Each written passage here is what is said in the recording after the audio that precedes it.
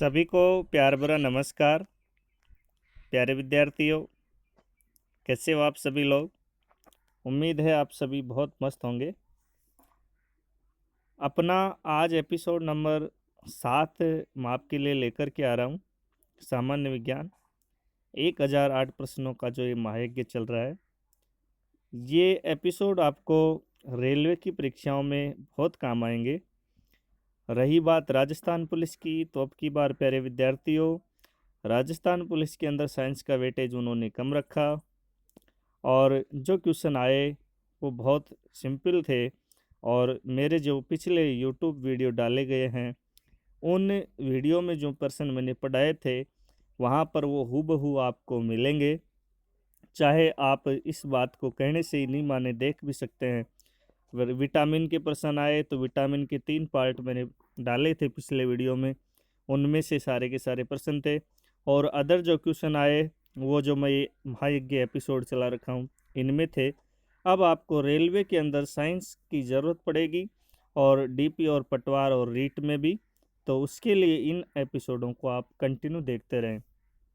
चलिए अपन चलते हैं आगे बिना समय गवाए।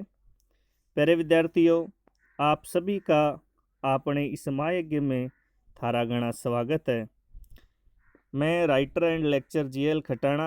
आपको किसी भी क्वेश्चन में डाउट हो तो आप इन नंबरों पर ओनली व्हाट्सएप मैसेज करके समस्या का समाधान कर सकते हैं।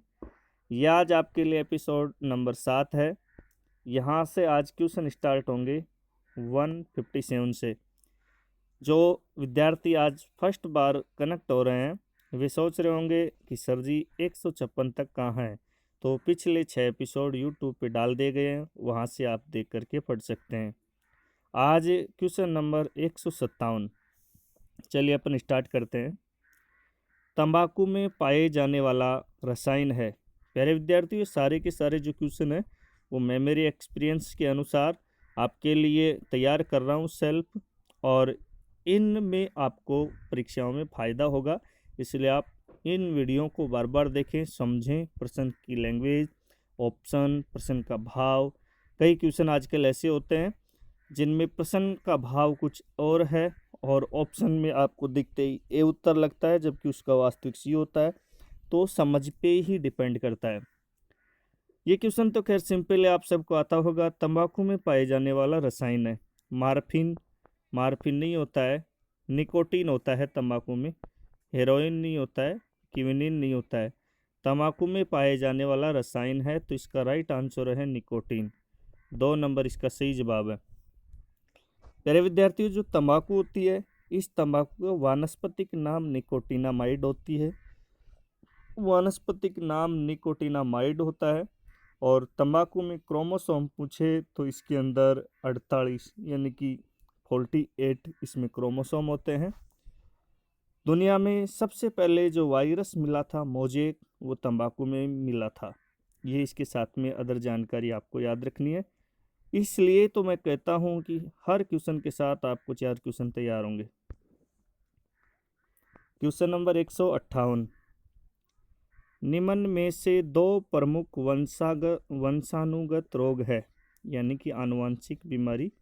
वंशानुगत या आनुवंशिक बीमारी वे होती हैं जो माता पिता द्वारा संतान को प्राप्त होती हैं। क्या है कि रोग 2 प्रकार के होते हैं, उपार्जित और आनुवंशिक। उपार्जित तो इस दुनिया में अपने आने के बाद यानी कि जन्म लेने के बाद जो बीमारी होती है वो तो उपार्जित, और जो जन्म से ही या माता पिता से ही अपन को प्राप्त होती है वो आनुवंशिक। ये पूछ रहा है वंशानुगत रोग। अच्छे से देखना है, 4 अपने पास में ऑप्शन है और बहुत अच्छा प्रश्न है। हिपेटाइटिस और वर्णांधता। तो प्यारे विद्यार्थियों, हिपेटाइटिस बीमारी है पीलिया। तो ये पीलिया की बीमारी तो अपने जन्म के बाद में होती है, इसको उपार्जित बीमारियों में माना गया है। और कलर विजन वर्णांधता वंशानुगत बीमारियों में आती है। आप सोच रहे होंगे सर जी पीलिया माता पिता के हो तो संतान के भी हो जाता है। हाँ, हो जाता है, लेकिन इस बीमारी को उपार्जित में ही माना गया है, आनुवंशिक में नहीं, संभावनाएं कम रहती है। डाउन सिंड्रोम, हाँ डाउन सिंड्रोम वंशानुगत है, लेकिन ब्लू बेबी सिंड्रोम ये नाइट्रेट की अधिकता से बच्चों में होती है, ये अपने पास में वंशानुगत नहीं है। वर्णांधता, हाँ वर्णांधता ये वंशानुगत है, और एडवर्ड सिंड्रोम भी वंशानुगत बीमारी है। 18वें जो गुणसूत्रों की जोड़ी होती है उसमें 2 के स्थान पर 3 गुणसूत्र हो जाते हैं। कौन सी बीमारी की बात कर रहा हूँ मैं? Edward syndrome. और इसमें रोगी की मृत्यु हो जाती है, ये अपने पास में वंशानुगत है। तो इसमें दोनों ही वंशानुगत मिल गए। फोर्थ को अब देख लेते हैं। टर्नर सिंड्रोम वंशानुगत है, 45 गुणसूत्र। एनीमिया अपने पास में वंशानुगत भी नहीं। तो यहाँ पर जो शुद्ध उत्तर अपन को प्राप्त हुआ है वो वंशानुगत बीमारी, क्लर विजन और एडवर्ड सिंड्रोम, यानी कि इसका राइट आंसर हो गया 3 नंबर। 159 नंबर क्वेश्चन, विडोल टेस्ट का उपयोग किसकी जांच के लिए किया जाता है? विडोल टेस्ट का उपयोग किसकी जांच के लिए किया जाता है? प्यारे विद्यार्थियों, विडोल टेस्ट, ये प्रश्न आरपीएससी जूनियर अकाउंटेंट में भी पूछा हुआ है, रेलवे ग्रुप डी में कई बार आता है। मलेरिया के लिए नहीं है, ये हैजा के लिए नहीं है, पीत जवर के लिए नहीं है, यह है मोती जरा, और इस मोती जरा की बीमारी को कहते हैं टाइफाइड। टाइफाइड बोलो या मोती जरा बोलो या मियादी बुखार बोलो या राजस्थानी भाषा में निकालो बोलो या तेज रो बोलो, ये बीमारी एक है और इसके नाम अनेक हैं। तो इस विडोल टेस्ट के परीक्षण के द्वारा रोगी का पता किया जाता है कि इसके आंतों में कितने घाव हैं। उस आंतों में घाव और मवाद की परख चिकित्सक करने के लिए विडोल टेस्ट काम में लेते हैं। आगे बढ़ते हैं। इरिथ्रोसाइट कणिकाओं का जीवन काल कितना होता है? सबसे पहले अपन को ये पता होना चाहिए कि इरिथ्रोसाइट कण कहते किसे हैं। तो प्यारे विद्यार्थियों, इरिथ्रोसाइट कण कहते हैं आरबीसी को, यानी कि red blood carpals. RBC red blood carpals, और वैसे कई बार इनको जनरली बोल देते हैं रेड ब्लड सेल, यानी कि लाल रक्त कणिकाएं कार्पल्स बोलूँ तो, और लाल रक्त कोशिकाएं सेल बोलूँ तो इस आरबीसी का नाम है इरिथ्रोसाइट। अब आपको पता लग गया होगा कि आरबीसी का जीवन काल 7 से 12 दिन नहीं होता है, 90 दिन नहीं होता है, 2 से 3 दिन नहीं होता है, 120 दिन। कई पुस्तकों में 90 से 120 दिन दे रखा है, तो आप 120 ही इसका याद रखें, क्योंकि ऑप्शन में 90 भी यहाँ पर दिया है। 90 आरबीसी का जीवन काल नहीं, 120 दिन, यानी कि 4 महीने तक लाल रक्त कोशिकाएं या लाल रक्त कणिकाएं जीवित रहती हैं। इसके बाद में ये नष्ट हो जाती हैं और नई कोशिकाएं बनती है। ये नष्ट होकर के पलीहा या तिल्ली या स्प्लीन में जाकर के गिरती हैं, जिसे अपने शरीर का ब्लड बैंक कहा जाता है। आगे बढ़ते हैं। शरीर में कुल मांसपेशियों की संख्या होती है, अपने शरीर में कुल मांसपेशियों की संख्या, तो आप फटाक से 206 मत कर देना। 206 तो शरीर के अंदर अस्थियां होती हैं, हड्डियां। यहाँ पर अपने शरीर के अंदर मांसपेशी होती है 639। कितनी मांसपेशी होती है? 639। कैप्सूल का आवरण बना होता है, जो कैप्सूल जो अपन सामान्यतः बीमारियों में अपन दवा के रूप में काम में लेते हैं, तो ये जो कैप्सूल होता है, इस कैप्सूल का जो आवरण है, ये आवरण किसका बना होता है? ये आवरण किसका बना होता है? कैल्शियम कार्बोनेट का नहीं होता है, ये सोडियम बाइकार्बोनेट का नहीं होता है, पोटेशियम नाइट्रेट का नहीं होता है, स्टोर्च का होता है। इस स्टोर्च के द्वारा इस कैप्सूल के आवरण को बनाया जाता है। कैप्सूल के जो खोखे होते हैं, जो एक तरह से इसकी बॉडी होती है, वो स्टार्च की बनती है। और स्टार्च क्या है? एक प्रकार का अपने पास में पॉलीसैकेराइड कार्बोहाइड्रेट में आता है। रक्त में गैसों का विनिमयन कौन सा अंग करता है? अच्छा क्वेश्चन है, अच्छे से देखो, इसका जवाब दो। अपना जो ब्लड है, इस ब्लड में गैसों का विनिमयन, विनियमन, विनियमन का मतलब है आदान प्रदान, यानी कि जो 4 ऑप्शन है, उन 4 ऑप्शनों के अंदर कौन सा अपने पास में विकल्प सही है जो अपने बॉडी के अंदर गैसों का आदान और प्रदान करने का, कि जो अपना ब्लड होता है, इस ब्लड में गैसों का विनियमन, विनियमन का मतलब होता है आदान प्रदान, यानी कि अपने बॉडी का कौन सा पार्ट है जो अपनी गैस होती है उनका आदान प्रदान करने का कार्य करता है। हार्ट नहीं भाई, क्योंकि ये तो ब्लड की पंपिंग करता है। लीवर ये अपने गैस होती है उनका आदान प्रदान नहीं करता है। लंग्स, हाँ सही है। किडनी ये तो अपने ब्लड को फिल्टर करने का कार्य करती है। अपने शरीर में लंग्स यानी कि फेफड़े गैसों का आदान प्रदान करते हैं। O2 लेनी है, बाहर से खरीदारी करनी है वायुमंडल से, और अपने शरीर में कर्मचारियों द्वारा अपशिष्ट पदार्थ जो बन रहा है उसको सेल से वापस लाने के बाद में ये फिल्टर करके CO2 को बाहर निकालने का कार्य लंग्स करते हैं, यानी कि फेफड़े। तो रक्त में गैसों का विनियमन कौन सा अंग करता है? लंग्स यानी कि फेफड़े। किस पदार्थ को लगाने से रक्त का बहना रुक जाता है? प्यारे विद्यार्थियों, अपने बॉडी में यदि कहीं चोट लग जाए या कट जाए तो अपने जो ब्लड बाहर बहता है उसको रोकने के लिए कौन सा केमिकल लगाएं? तो देखो, फिटकरी, फिटकरी से भी ब्लड क्लॉटिंग यानी कि स्कंदन हो जाता है और ब्लड रुक जाता है। फेरिक क्लोराइड, FeCl2, फिटकरी, K2SO4, Al2SO4 whole thrice 24H2, इसका फॉर्मूला बोल रहा हूँ मैं। तो फिटकरी से भी अपने ब्लड क्लॉटिंग हो जाती है और फेरिक क्लोराइड से, यानी कि उपरोक्त दोनों। तो यहाँ पर राइट आंसर हो गया 3 नंबर। आमतौर पर फिटकरी घरों में रखनी भी चाहिए, कहीं चोट वगैरह लग जाए, कट जाए, लग जाए तो अपने फिटकरी अपन उस जहाँ पर अपने ब्लड बाहर निकल रहा है वहाँ पर लगा लें, या फेरिक क्लोराइड केमिकल लगा लें तो ब्लड कुछ ही समय यानी कि अति शीघ्र ब्लड क्लॉटिंग हो जाती है, यानी कि रक्त का थक्का बन जाता है। और जिनके विटामिन के की अच्छे से पूर्ति होती है उनको कोई ज़रूरत नहीं है। हृदय तथा फेफड़ों की आवाज़ को सुनने के लिए किस यंत्र का प्रयोग किया जाता है? अपना हार्ट दो ध्वनि निकालता है, एक तो लाउ, लाउ, और एक डाउ। इसको डब भी बोल देते हैं, डब। तो लाउ डव, लव डव रियली निकालता है, मैंने सुना है। अब आप सुनोगे कि सोच रहे होंगे कि सर लव आपने कहाँ सुना है, डव कहाँ से सुना है? तो डॉक्टर के पास में स्टेथोस्कोप होता है जो चिकित्सा जगत की प्रमुख पहचान है, जो डॉक्टर के गले में होता है स्टेथोस्कोप। इस स्टेथोस्कोप को अपने हार्ट के पास में चिकित्सक लगाता है तो अपन अच्छे से इसको महसूस कर सकते हैं, सुन सकते हैं। अपना heart love Dove love Dove love Dove करता रहता है।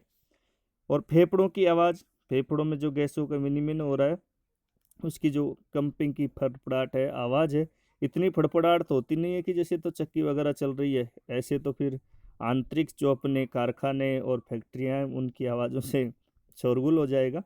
ये बहुत कम बीट की आवाज़ होती है। तो हृदय और फेफड़ों की आवाज़ को सुनने के लिए किस यंत्र का उपयोग किया जाता है? स्टेथोस्कोप। सभी प्रकार की रासायनिक क्रियाओं को नियंत्रित करने वाली ग्रंथि है। अपने शरीर में जितनी भी केमिकल एक्टिविटीज़ हैं उनको कंट्रोल कौन सी ग्रंथियां करती है? बहिस्रावी नहीं करती हैं, क्योंकि प्यारे विद्यार्थियों बहिस्रावी ग्रंथियां रसायन स्रावित ही नहीं करती है। हाँ, अंतःस्रावी ग्रंथि जितनी भी अपनी बॉडी में होती हैं, चाहे पीयूष ले हो, थायराइड ले हो, थाइमस ले हो, एड्रिनल ले हो, जो भी अंतःस्रावी ग्रंथियां होती हैं वे रसायन स्रावित करती हैं। और रसायन का मतलब है हार्मोन। और वे सभी हार्मोन अपने शरीर में होने वाली रासायनिक क्रियाओं को नियंत्रित करने के लिए इधर उधर दौड़ लगाते रहते हैं। हार्मोन का मतलब है रसायन। हार्मोन एक प्रकार का रसायन ही है। तो अपने शरीर की सभी रासायनिक क्रियाओं को नियंत्रित करने वाली ग्रंथि है अंतःस्रावी ग्रंथि। अगला क्वेश्चन, अमाशय में भोजन का पाचन किस माध्यम में होता है? अपने शरीर की मिक्सी अमाशय को कहा जाता है। तो इस अमाशय में भोजन का पाचन कैसा होता है? अर्ध पाचन। याद रखना प्यारे विद्यार्थियों, भोजन का पूर्ण पाचन तो होता है अपने छोटी आंत में, और भोजन का अर्ध पाचन होता है अमाशय में।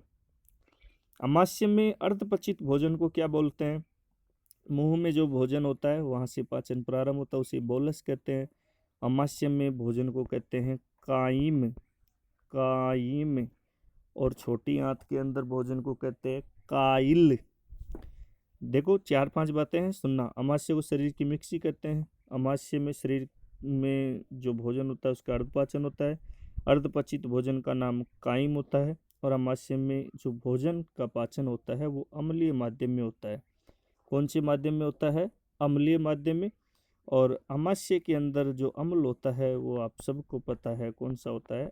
HCl, हाइड्रोक्लोरिक अम्ल। और इसके अलावा जो जठर रस है वो भी अम्लीय ही है। जठर रस का pH मान 1.2। आगे बढ़ते हैं। 24 घंटे में मनुष्य लगभग कितना मूत्र विसर्जित करता है? 24 घंटे में मनुष्य लगभग कितना मूत्र विसर्जित करता है? प्यारे विद्यार्थियों, स्वस्थ मनुष्य 24 घंटे में 1.5 लीटर यानी कि 1.5 लीटर मूत्र विसर्जित करता है।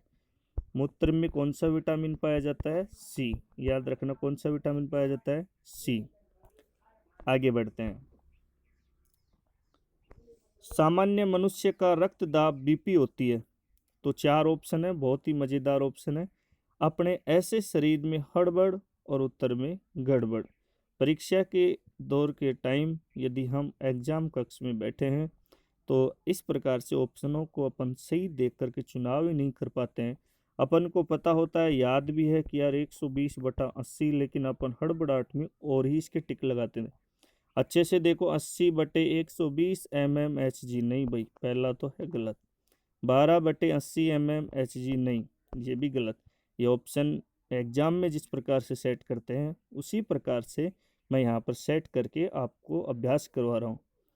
110/80 नहीं भाई, 120/80 mmHg। तो देखो यहाँ Hg का मतलब तो है पारा, mm का मतलब है मीटर, और 120 तो होता है इसके अंदर। देखो 2 दाब होते हैं बीपी में, सिस्टोलिक और डायस्टोलिक। सिस्टोलिक अपने पास में संकुचन दाब, डायस्टोलिक शिथिलन दाब। तो अपने जैसे स्पाइगमो मैनोमीटर जो होता है उसके द्वारा चिकित्सक बीपी का माप करता है।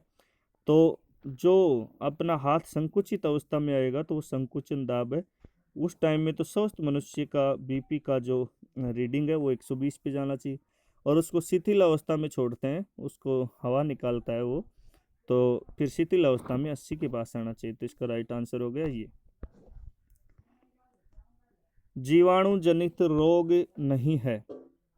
अपने बैक्टीरिया के द्वारा कौन सी बीमारी नहीं होती है? देखो प्लेग की बीमारी होती है भाई बैक्टीरिया के द्वारा, पोलियो नहीं होती है, सिफिलिस बैक्टीरिया द्वारा, टाइफाइड बैक्टीरिया द्वारा, और ये बोल रहा है नहीं है यानी कि क्रॉस। तो यहाँ पोलियो की बीमारी वायरस के द्वारा जनित है, ये जीवाणु जनित नहीं है। इस नहीं है शब्द को याद रखा करो, परीक्षाओं में ये शब्द मार देता है।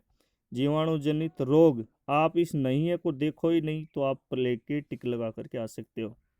जैसा कि अभी राजस्थान पुलिस में ओजोन परत से संबंधित एक क्वेश्चन आया था कि ओजोन परत को नुकसान पहुंचाने वाला या अपछेद करने वाला कारक नहीं है, और उसमें सबसे पहले क्लोरोफ्लोरोकार्बन था।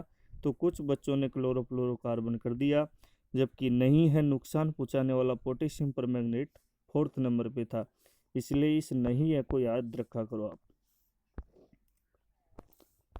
रक्त का कितना प्रतिशत भाग प्लाज्मा होता है? देखो प्यारे विद्यार्थी, जो ब्लड होता है इसके 2 पार्ट होते हैं, एक तो होता है प्लाज्मा और एक होता है कार्पल्स यानी कि कणिकाएं।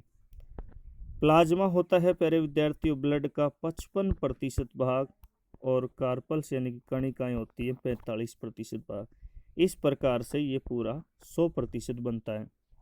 रक्त का कितना प्रतिशत भाग प्लाज्मा होता है? तो आप समझ गए होंगे 55% यानी कि 55%।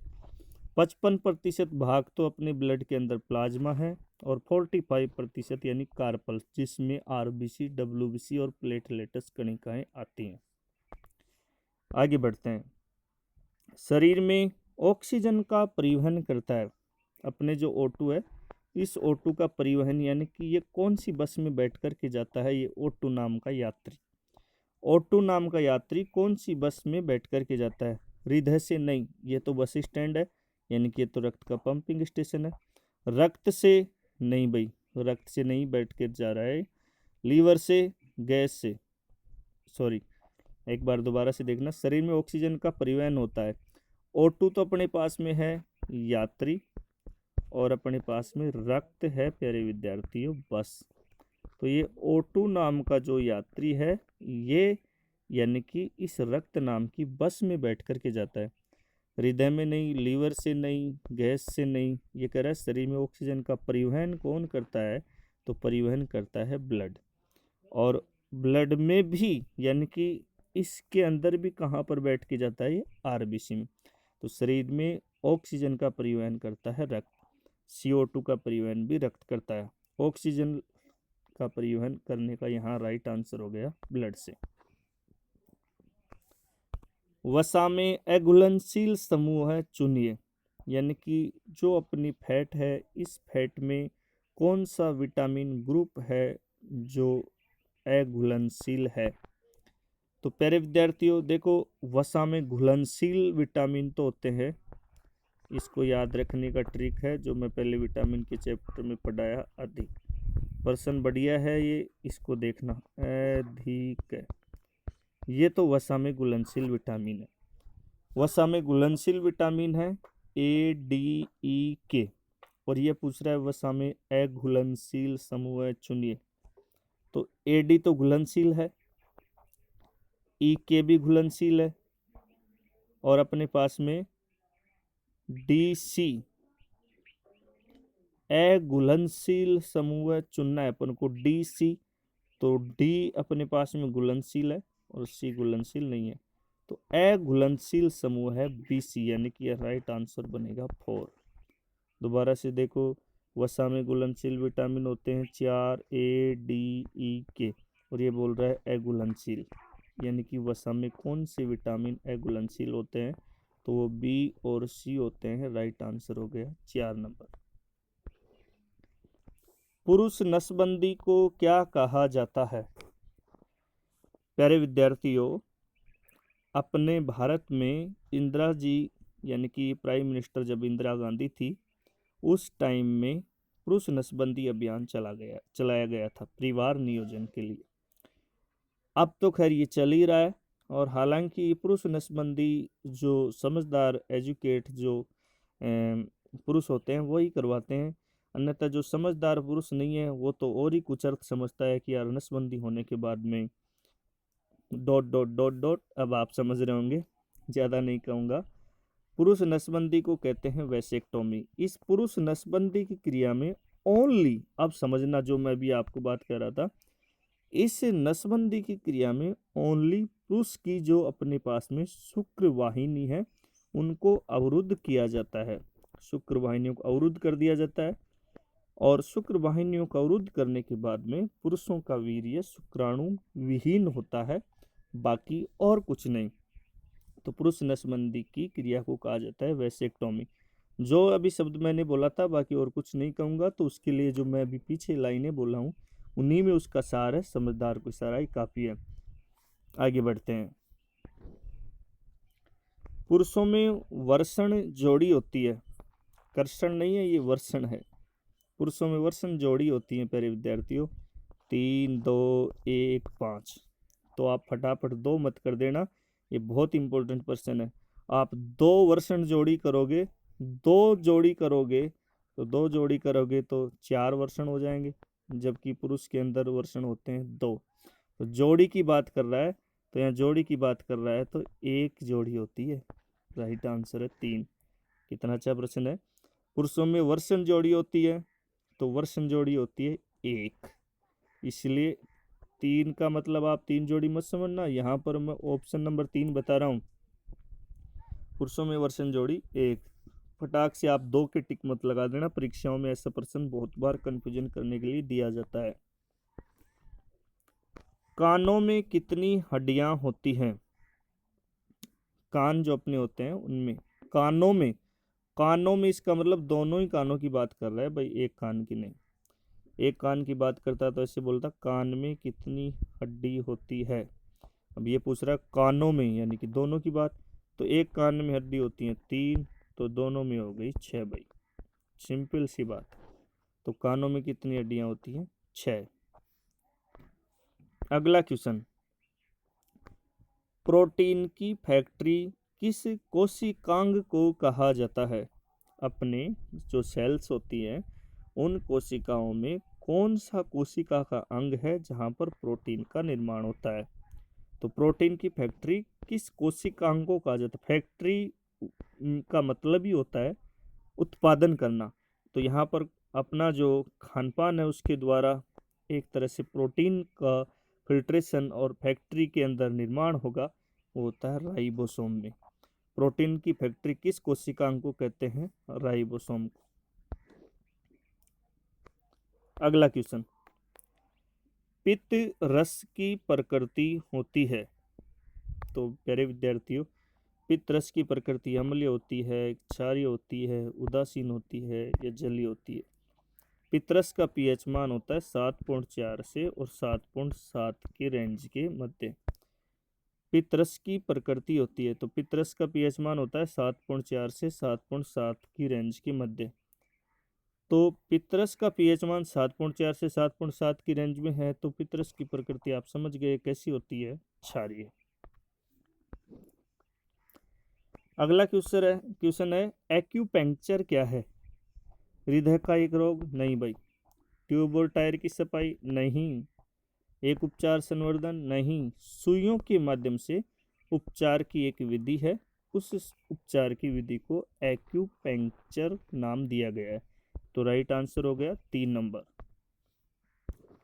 अगला क्वेश्चन, माँ के दूध से शिशु को सबसे महत्वपूर्ण पदार्थ क्या मिलता है? वसा? नहीं भाई। प्रोटीन? नहीं। एंटीबायोटिक्स? नहीं। एंटीबॉडीज? प्यारे विद्यार्थियों, जो शिशु माँ के दूध के बिना पालन पोषित होता है, जिस शिशु का माँ के दूध के बिना पालन पोषण होता है, उसकी एंटीबॉडीज हमेशा वीक होती हैं। इसलिए हमेशा शिशु को माँ के दूध का स्तनपान कराएं, ताकि उसके भविष्य में या फ्यूचर में या उसके जीवन काल में उसकी एंटीबॉडीज विकसित रहें, दमदार रहें और विकसित रहें, क्रियाशील रहें। तो माँ का दूध अपने जो शिशु होता है उस शिशु में एंटीबॉडीज मजबूत डेवलप करता है। इसलिए हमेशा याद रखें, उसको जितना हो सके उतना माँ का दूध का स्तनपान करवाना चाहिए। आगे तो अब आप देख सकते हैं सभी लाडलों मेल एंड फीमेल को बेस्ट ऑफ लक, और अगला episode coming soon. Thanks for watching. प्यारे विद्यार्थियों, अब एपिसोड नंबर 8 आएगा जो कल आपके लिए डाल दिया जाएगा। धन्यवाद। आप खूब पढ़ें और अच्छे से तैयारी करें। अब आपके लिए रेलवे